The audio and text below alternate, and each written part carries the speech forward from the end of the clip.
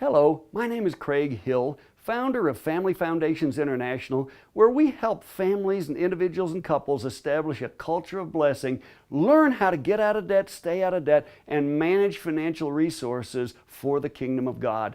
You know, my wife Jan and I are going to be traveling to South Africa in just the next few weeks, and I have an incredible urgency in my spirit that we are living in a very unique time. Do you know, when I see things economic cycles that I see in the Bible line up with prophetic words coming from trusted prophets, and that all lines up with economic data that I see, my eyebrows go up and I take notice. I believe that we're living in such a time as that right now. And I have such an urgency in my spirit to warn the church, to share with believers there are steps we need to take, 4 critical steps actually that God showed me that we need to take in just the next few months to prepare for what's coming. And for those who have eyes to see, this could be the opportunity of a lifetime. This type of a cycle really only comes about once a century, maybe once every 70 or 80 years. You were probably not here the last time this kind of thing happened in the 1930s.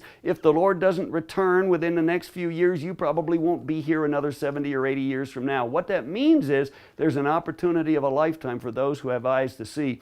And for those who are not paying attention, who just carry on doing what they've been doing the last 10 or 20 years with their finances, this could be the worst time of your life. I believe that this could be a time people could lose everything if they're not paying attention. And I just have such an urgency to get this information to believers. And God has put South Africa on our hearts. That's why we're coming. Let me just share with you, we're going to be in Johannesburg, Pretoria, Durban, Bloemfontein, Cape Town, and Windhoek, Namibia.